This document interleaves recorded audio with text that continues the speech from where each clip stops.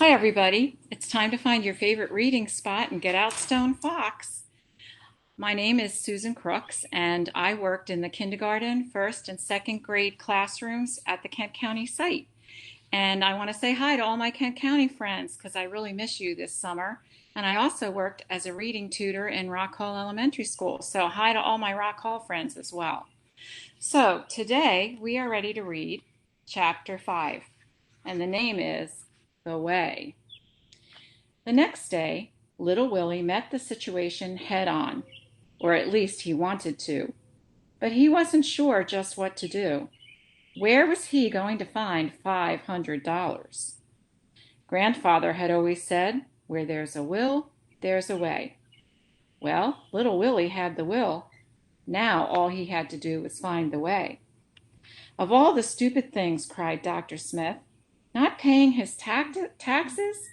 Let this be a lesson to you, Willie." "But the potatoes barely bring in enough money to live on," explained little Willie. "We went broke last year." "Doesn't matter. Taxes gotta be paid, whether we like it or not. And believe me, I don't know of anybody who likes it." "Then why do we have them in the first place?" "Because it's the way the state gets its money." "Why don't they grow potatoes like grandfather does?" Doc Smith laughed. "Well, they have more important things to do than grow potatoes," she explained. "Like what?" "Like taking care of us. Grandfather says we should take care of ourselves. But not all people can take care of themselves, like the sick, like your grandfather. I can take care of him. He took care of me when my mother died. Now I'm taking care of him." "But what if something should happen to you?" "Oh," little Willie thought about this. They walked over to the shed where Searchlight was waiting, Doc Smith's high boots sinking into the soft snow with each step. Little Willie brushed the snow off Searchlight's back. Then he asked, "Owing all this money is the reason grandfather got sick, isn't it?" "I believe it is, Willie," she agreed. "So if I pay the taxes, grandfather will get better, won't he?" Doc Smith rubbed the wrinkles below her eyes. "You just better do what I told you before. Let Mrs. Peacock take care of your grandfather and—" "But he will. He'll get better, won't he?" "Yes, I'm sure he would. But, child, where are you going to get $500? "I don't know, but I will. You'll see."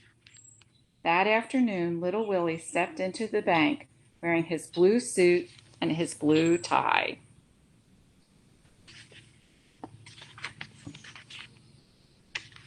His hair was so slicked down that it looked like wet paint. He asked to see Mr. Foster, the president of the bank. Mr. Foster was a big man with a big cigar stuck right in the center of his big mouth. When he talked, the cigar bobbled up and down, and little Willie wondered why the ash didn't fall off the end of it. Little Willie showed Mr. Foster the papers from Grandfather's strongbox and told him everything Clifford Snyder, the taxman, had said. "Sell," Mr. Foster recommended after studying the papers. The cigar bobbled up and down. "Sell the farm and pay the taxes. If you don't, they can take the farm away from you. They have the right." "I'll be 11 next year. I'll grow more potatoes than anybody's ever seen. You'll see." "You need $500, Willie. Do you know how much that is?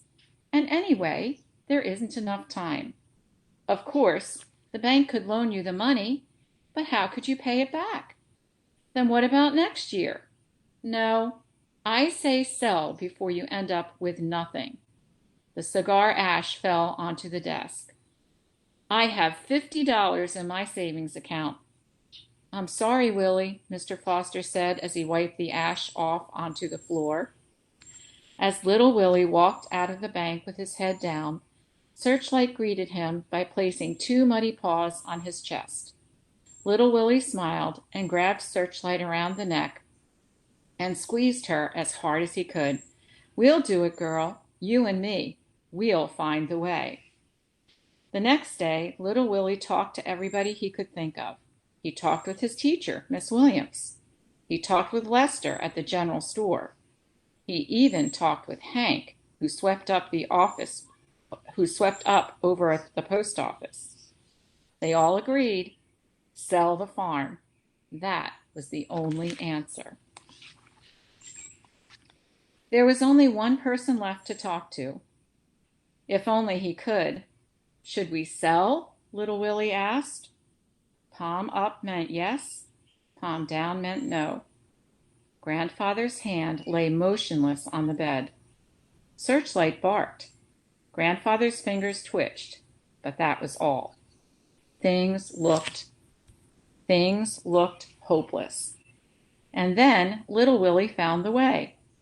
He was at Lester's general store when it happened, when he saw the poster. Every February, the National Dog Sled Races were held in Jackson, Wyoming. People came from all over to enter the race, and some of the finest dog teams in the country were represented. It was an open race. Any number of dogs could be entered, even one. The race covered 10 miles of snow-covered countryside, starting and ending on Main Street, right in front of the old church. There was a cash prize for the winner. The amount varied from year to year. This year, it just happened to be $500. Sure, Lester said as he pried the nail loose and handed little Willie the poster. I'll pick up another at the mayor's office. Lester was skinny but strong, wore a white apron, and talked with saliva on his lips. Gonna be a good one this year. They say that mountain man, the Indian called Stone Fox, might come. Never lost a race. No wonder with 5 Samoyeds. But little Willie wasn't listening as he ran out of the store, clutching the poster in his hand. Thank you, Lester. Thank you.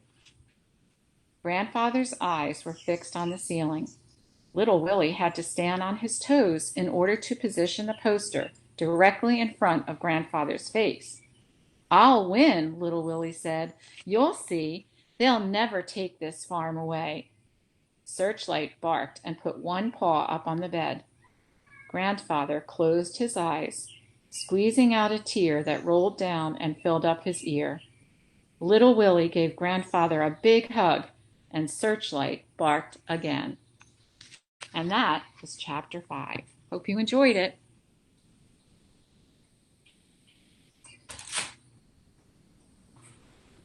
How you end it. Mm-hmm. You'll have to cut it off.